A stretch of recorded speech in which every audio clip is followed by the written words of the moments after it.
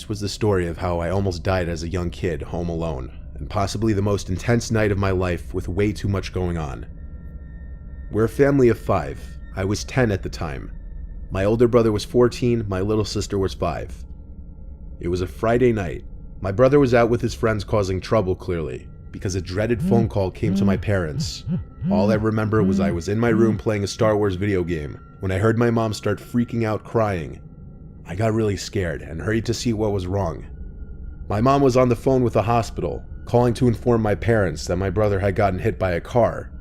Obviously, we were all shaken and really scared. My brother's leg was broken, but I don't know what else was said on the phone. All I know is my parents hurried to get their coats on and got my little sister from her room and asked me if I was okay to stay home alone. I said yes, and they hurried out to the car and left.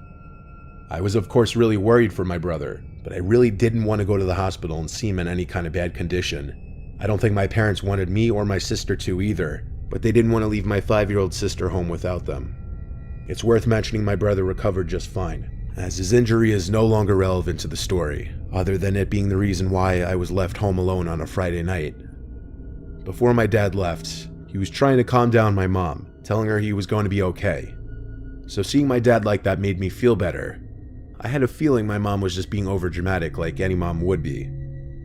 I continued playing the Star Wars game for a couple more hours when I heard the front door open.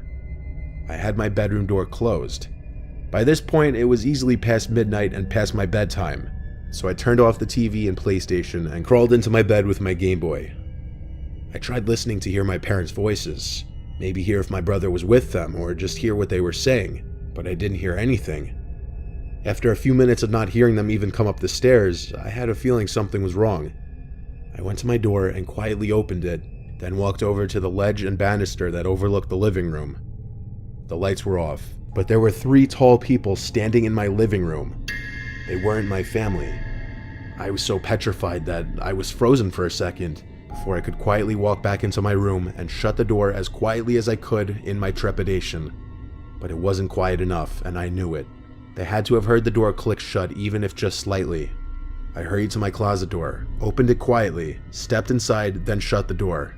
I had myself sitting behind a bunch of the boxes and bags of clothes that were stuffed in my closet. I was actually pretty covered from view. There was this short period that felt like forever that I was anticipating my bedroom door open, and it did. And at that moment, I knew I was going to die.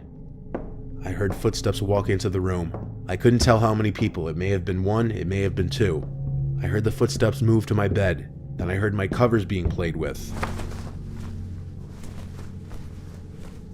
Then silence. Then more footsteps towards the closet door. Then silence for a few seconds. And then the closet door opened.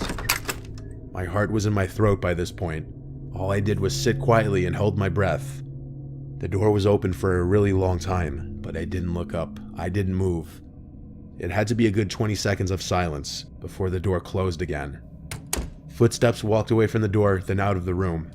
I finally looked up, and I just realized, from where I was crouched down behind the bags and boxes, I may have been visible to that person. It wasn't until probably an hour that I heard my parents return. I ran downstairs to them. The front door was left ajar by the people who broke in, and they had stolen a number of valuables from our house. It was a night that just went from bad to worse for our family. My parents were in such a rush when they left for the hospital that they apparently didn't even lock the door. I was lucky to have not been killed or kidnapped. I look back now and really wonder if the person who opened the closet and just stood there for 20 seconds saw me hiding in there. Maybe he was just a guy that came to rob a house, not to kidnap or hurt a child. Or maybe he just didn't see me, and I just narrowly escaped death or injury.